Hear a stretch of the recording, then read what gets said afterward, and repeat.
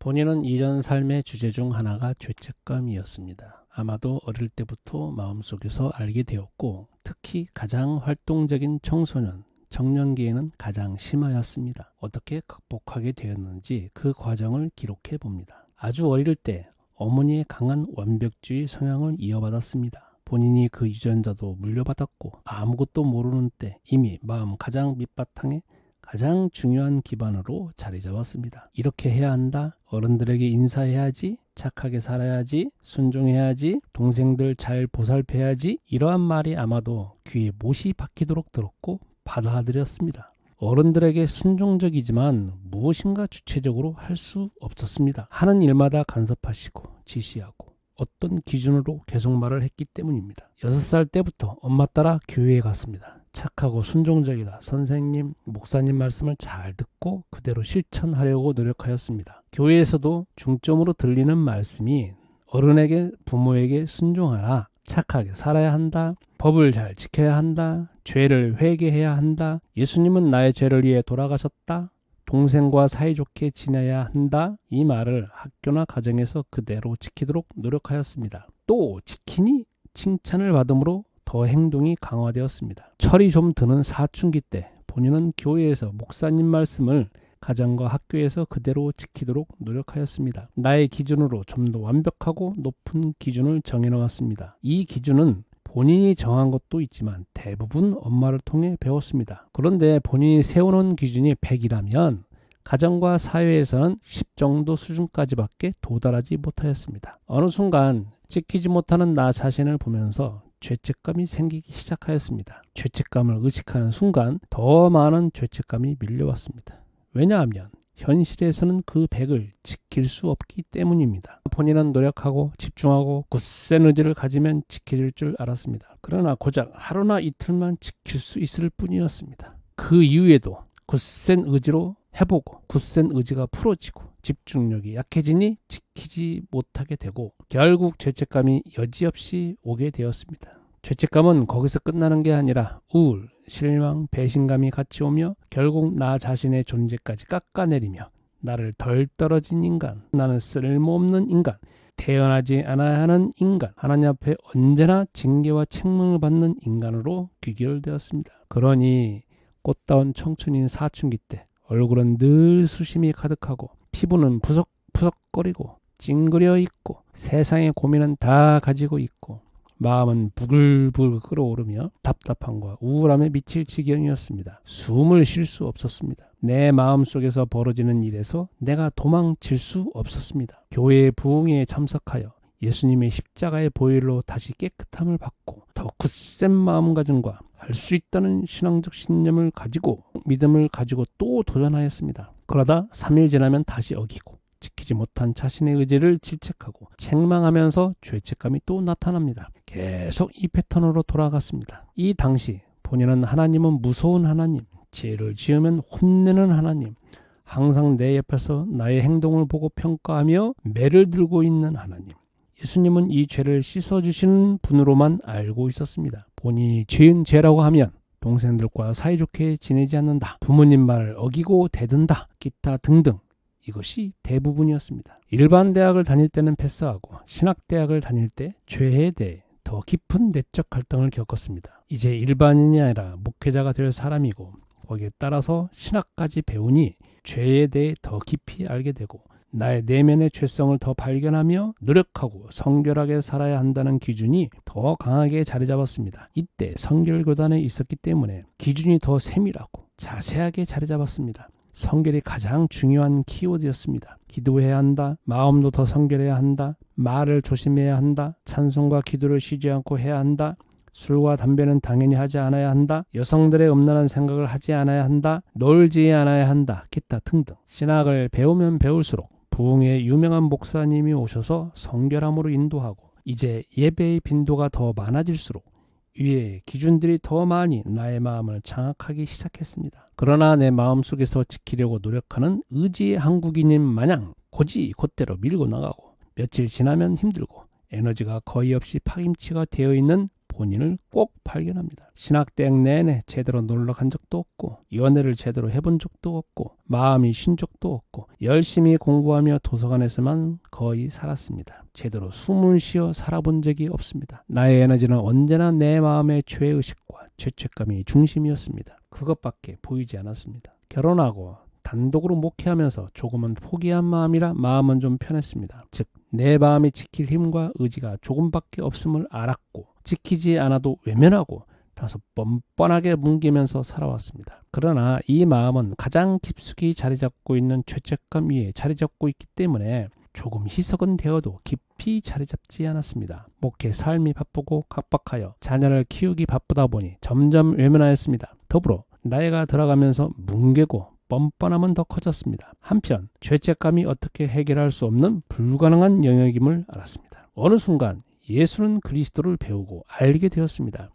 그리고 신학과 신앙체계가 기본부터 바뀌기 시작했습니다. 삶이 송두리째 뒤집혔습니다. 물론 스스로 바뀐 게 아니라 외부의 영향과 집단의 보조에 맞추어서 내 자신의 이전의 신학과 신앙을 뒤돌아보게 되었습니다. 하나님은 내가 알듯이 무서운 하나님이 아니라는 사실, 예수님은 단지 나의 죄만을 위해 돌아가신 분이 아니라는 사실, 나의 죄는 단지 윤리적인 죄, 습관적인 죄만을 가리키지 않는다는 사실, 죄는 근원적, 근본적인 죄성이 죄이며 행동 하나하나의 죄는 극히 일부라는 사실, 나는 필연적으로 죄성을 가지고 태어나서 죽을 때까지 운명에 묶여 있다는 사실, 인간의 존재 자체가 이 상태이기에 영원한 심판을 받는다는 사실, 이 일의 배후에는 언제나 영적 존재인 마귀와 귀신이 있다는 사실, 나의 죄를 이미 그리스도께서 다 해결하셨다는 사실, 내가 어떠하든지 그리스도의 이름을 믿음으로 하나님의 자녀가 된다는 사실, 이 사실을 자꾸 듣게 되었습니다. 묵상하게 되었습니다. 가르치기 시작하였습니다. 점점 내 마음속이 달라지기 시작했습니다. 일단 하나님과 예수님에 대한 오해 또는 집중하여 보았던 부분에서 오해가 풀어지고 다른 부분에 더 집중하게 되었습니다. 시간이 많이 흘러 신학 체계가 달라졌다고 하더라도 내 마음속의 일부만 달라졌지 깊이 달라지지 않았습니다. 마음의 깊은 부분은 전문적이고 단계적인 치유가 필요하였습니다. 그리하여 완벽주의 성향이 발동하여 이 부분을 대학원에서 전공하게 되었습니다. 거기서 학문적 이론만 가르칩니다. 임상적 부분은 다른 전문적 기관에서 따로 배울 기회가 많습니다. 다만 비용이 아주 많이 듭니다. 이와 관련한 수많은 책을 읽었고 내 내면을 스스로 기억해내서 치유 과정을 밟았습니다. 본인은 무리하면서까지 시간을 집중적으로 내서 수많은 과정을 다 임상 경험하였습니다. 어느 과정은 일주일 내내 아침부터 밤늦게까지 이어졌습니다. 물론 전문적인 유학파 교수가 항상 있었습니다. 이때 심리적 상담적으로 내 내면에 접근하여 죄의식으로 오는 죄책감을 해결해 보려고 했습니다. 본인은 지독한 완벽주의, 고집주의, 목표 지향적 죄책감이 뒤엉켜져서 수렁에 빠져 있었기 때문에 이 부분에서 많이 해소되었습니다. 또한 새로운 시각을 얻게 되었습니다. 좀 더 자유스러운 삶을 살 수 있었습니다. 또한 이것을 발판으로 많은 사람들을 상담하게 되었습니다. 이후에 얼굴은 펴졌고 마음은 더부룩하거나 우울하지 않았습니다. 편했고 후련했습니다. 자녀나 배우자와 관계는 이전에도 드러나게 표현하지 않았기에 본인의 마음 상태를 잘 모릅니다. 치유되면서 더 여유있게 되었습니다. 예수는 그리스도와 목회 상담 분야가 항상 내면에 흐르는 중심이고 의문점이고 지향점이었습니다. 어느 순간 또 변화가 일어났습니다. 이전까지 예수는 그리스도를 가르치는데 메신저만 알면 되었습니다. 또는 외부의 조금의 변화에 필요하였습니다. 그런데 그리스도라는 이름은 하나님이 인간의 내 외면에서 불가항력적으로 장악해버린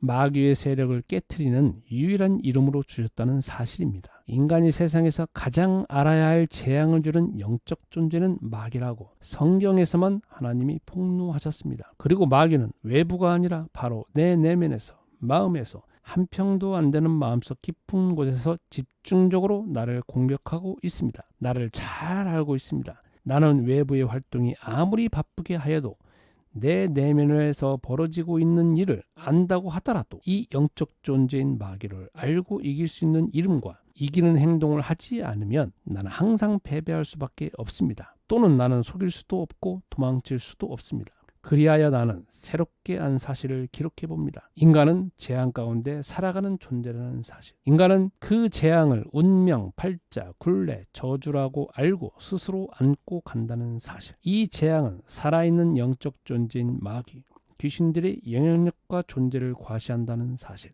인간은 이 영적 존재가 눈에 거의 보이지 않기 때문에 믿지 않는다는 사실. 하나님은 인간이 이 존재로 인해 재앙 가운데 살고 결국 죽고 심판받기 위해 이 마귀를 깨트리는 이름을 주셨다는 사실. 이 이름은 그리스도라는 유일한 이름밖에 없다는 사실. 인간은 누구에게나 공개적으로 이 이름을 주셨다는 사실. 마귀는 내 마음에 이미 수많은 생각, 사상, 습관, 철학, 이념을 주어서 이미 나를 세뇌 교육을 시켰다는 사실. 나는 스스로 신이 되어서 선과 악을 스스로 분별하고 평가할 수 있다는 사실. 어느 순간 나는 이 과정을 내 내면에서 밟아감으로 내 내면에서 벌어지는 조그마한 소리를 듣습니다. 마음 깊숙한 곳에서 나오는 소리입니다. 내가 억지하여도 소리를 칩니다. 너는 죄인이잖아. 너는 죄를 지었잖아. 너는 이러이러한 죄를 지은 죄로 굴러먹은 놈이잖아. 그러니 너는 지옥 갈 놈이잖아. 하나님이 너를 절대로 용서하지 못할 놈이잖아. 너는 절대로 기도응답을 받지 못할 놈이잖아.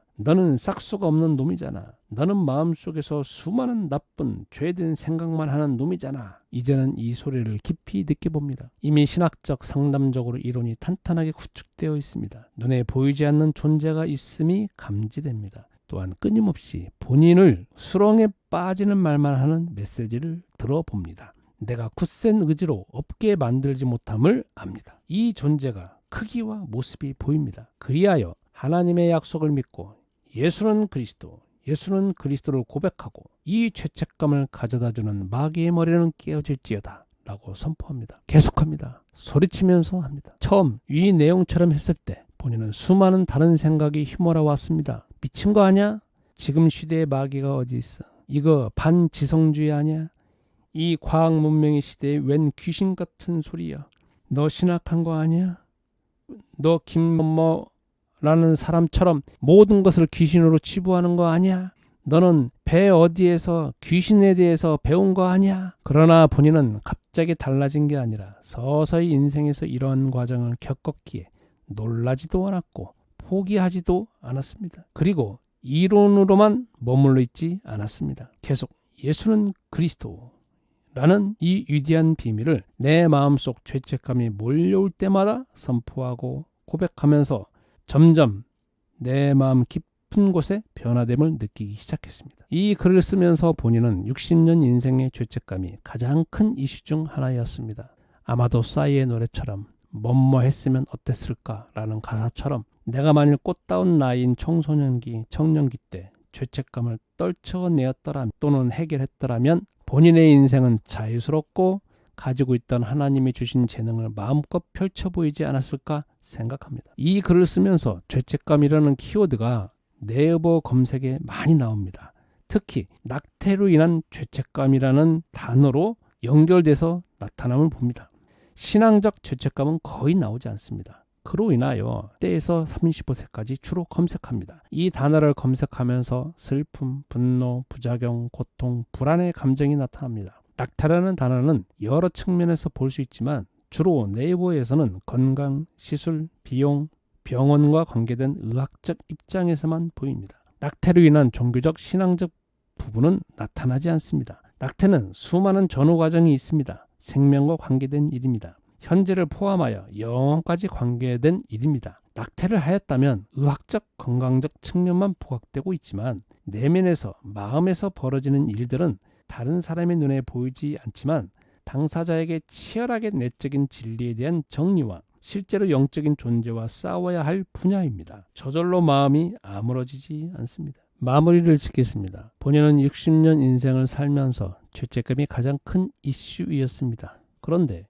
예수는 그리스도, 그 비밀을 알게 되고 그 위대한 비밀을 알게 됨으로 인하여 내 마음속 죄책감이 계속적으로 점점 사라져감을 느끼기 시작하였습니다. 그러므로 본인과 같은 죄책감이 마음속에 장악되어 있는 사람이라고 하면 저와 같은 과정을 가면 죄책감은 분명 해결될 것입니다. 예수는 그리스도.